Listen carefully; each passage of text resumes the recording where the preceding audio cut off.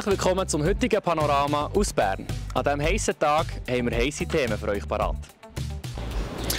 Die Zusammenarbeit in der Privatklinik Meiringen, hölzerne Kunst in Brienz,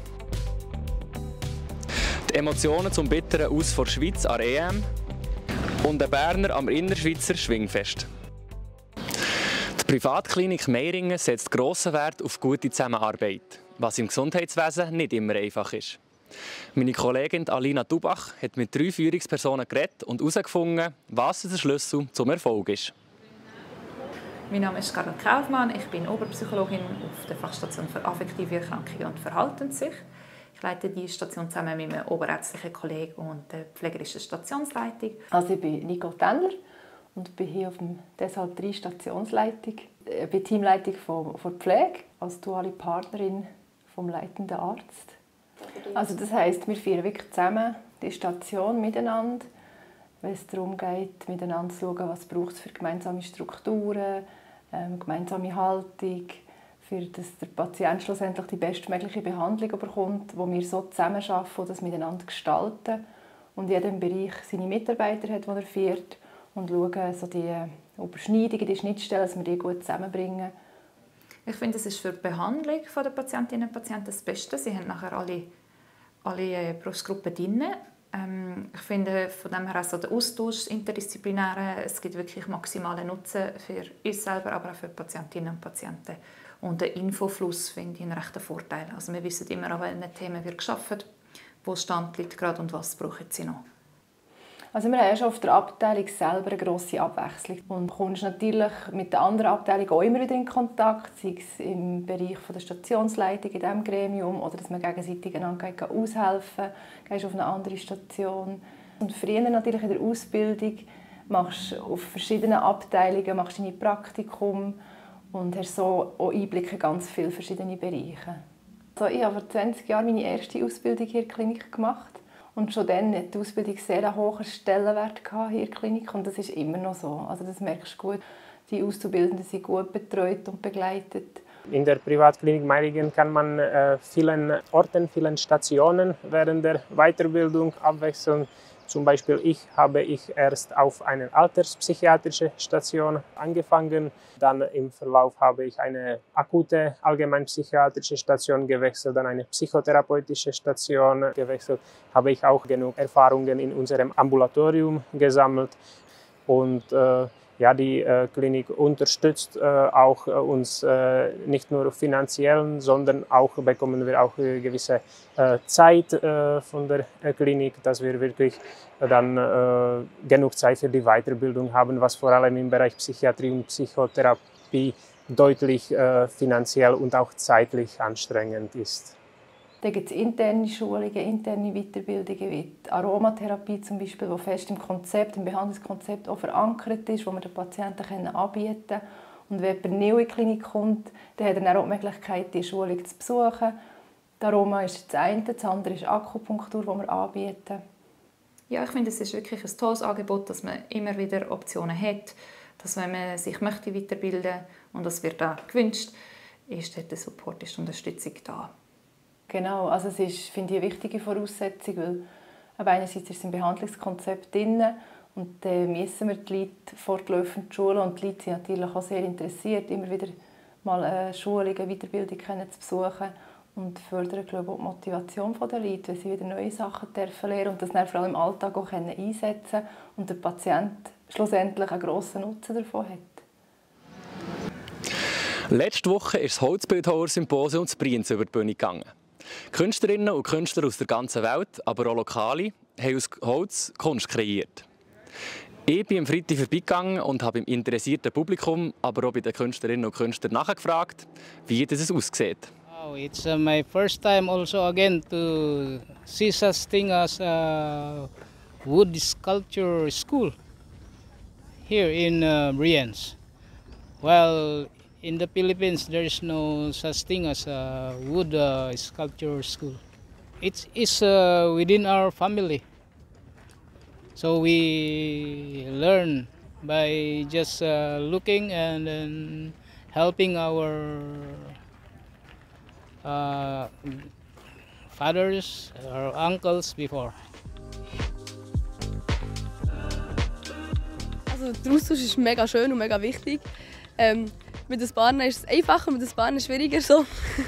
Aber mit Hängen und Füßen können wir uns alle verständigen, also es ist mega schön. Also am Abend sind wir alle zusammen unter einem Festzelt und noch ein bisschen miteinander im Austauschen. So. Und auch von den Kulturen her, mit den Schnittschutzhosen. Und also es haben auch ganz viele verschiedene Schnitztechniken. Auch. Das Werkzeug ist schon mega unterschiedlich von allen, aber es ist mega schön. Und jetzt Eidechsen finde ich einfach von der Form finde ich noch sehr interessant. Und ja, wir haben uns eben überlegt, was wir machen sollen. Und dann habe ich gefunden, ja, das wäre auch etwas, was es halt da wirklich gibt. Und auch irgendwie von der Form ein ganz anderes Tier, als was wir beide jetzt noch nie so gemacht haben.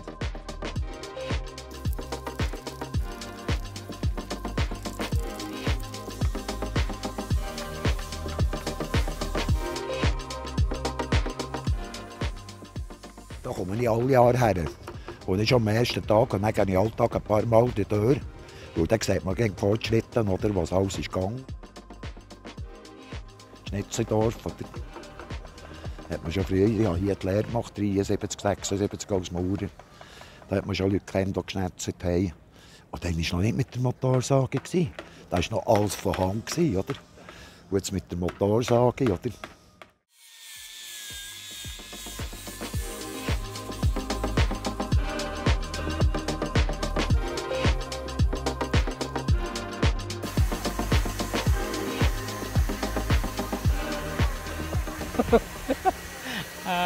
The view, wow! It's I can't say anything. It's just wow, amazing.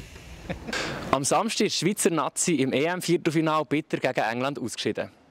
Meine Kollegin Dennis Jakob hat im Pickwick Pub zu Bern den Match geschaut und für uns die Stimmung vor Ort eingefangen.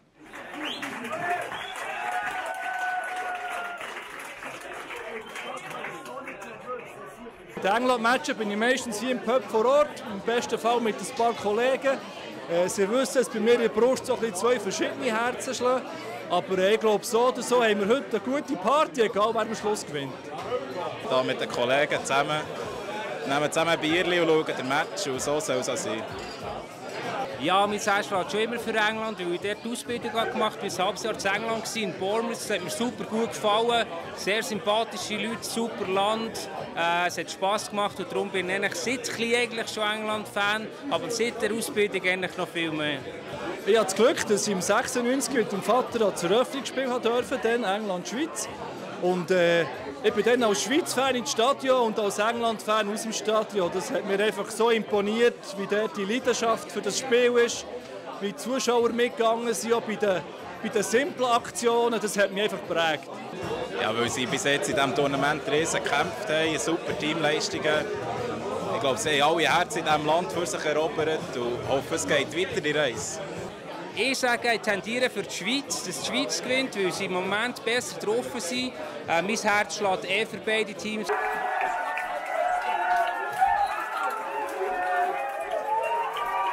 Aufgrund des aktuellen Turnierverlaufs würde ich sagen, hat die Schweiz sogar die Nase ein bisschen vorne.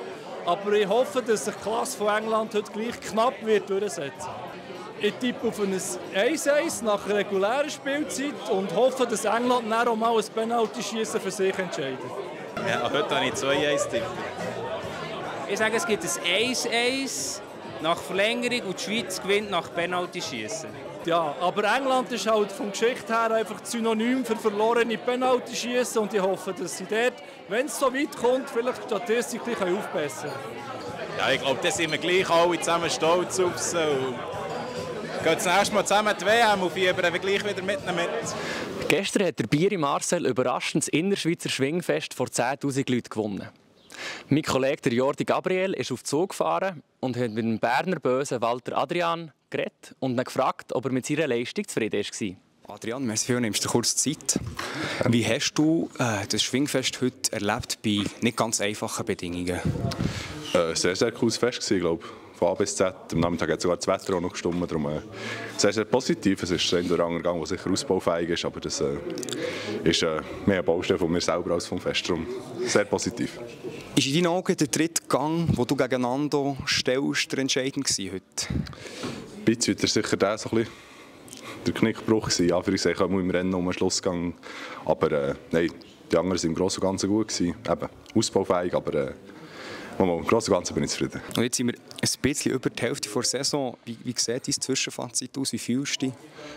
Sicher auch das positiv. Das eine oder andere spürt man so ein bisschen körperlich, aber das ja, ist etwa normal. Aber im Rahmen von schon einer halben Saison machen, ist das alles noch top. Und jetzt, heute, wie geht es heute noch weiter? Jetzt noch die Rangverkündigung schnell und dann mit der Familie noch zusammen hocken, etwas essen und dann einen schon gegen Heim. Es ist noch relativ ein langer Heimweg. Und jetzt, wenn wir noch ein bisschen mittelfristig schauen, was ist dein Ziel jetzt noch in dieser Saison? Was hast du dir noch gesteckt?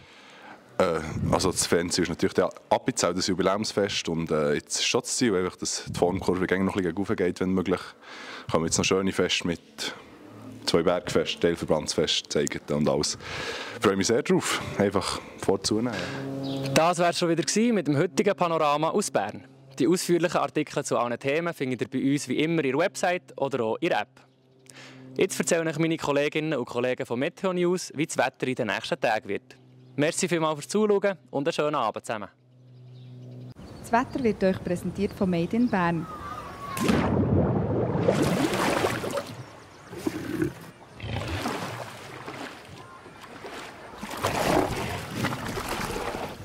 Bärenstarke Sommerferien. Made in Bern. Ich begrüße Sie ganz herzlich bei Ihrem Plattform Jodwetter für den Kanton Bern zum Start in die neue Woche. Dank einer flachen Hochdruckzone über Malporäume sind wir heute sonnig und sommerlich in die neue Woche gestartet. Morgen befinden wir uns auf der Vorderseite von einer Tiefdruckzone über den britischen Inseln mit einer südwestlichen Höhenströmung gelangt sehr warme, aber auch leicht gewitteranfällige Luft zu uns. Zum Aufstehen sind lokal ein paar Nebelfelder denkbar, sonst werden wir von viel Sonnenschein und einem blauen Himmel geweckt. Die frühen Temperaturen liegen in Bern um die 13 Grad und somit im Bereich der Klimanorm für den Juli. Die Temperaturen sind am Morgen super zum Wohnung durchlüften.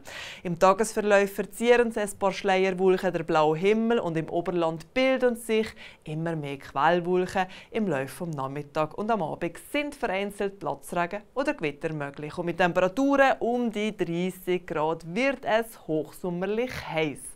Ja, in der Nacht auf den Mittwoch sind dann erste Regengüsse oder Gewitter möglich. Der Mittwoch selber wird schwül, warm und veränderlich. Da brauchen wir die Sonnenbrille und zum Teil auch den Regenschutz. Blitz und Donner sind da zum Teil auch mit dabei. Am Donnerstag kann sich die Sonne wieder recht gut in Szene setzen. Allerdings haben wir gegen den Abend im Oberland und im Jura ein steigendes Gewitterrisiko. Und nach einem verregneten und gewitterhaften Freitag inklusive einem Temperaturrückgang zeigt sich der Samstag veränderlich und danach dürfen wir uns aus heutiger Sicht auf recht sonniges Wetter und einem steigenden Temperaturniveau freuen. Ja, das war schon wieder Ihr Plattform Jodwetter für den Kanton Bern. Herzlichen Dank fürs Zuschauen und weiterhin eine wunderbare Zeit.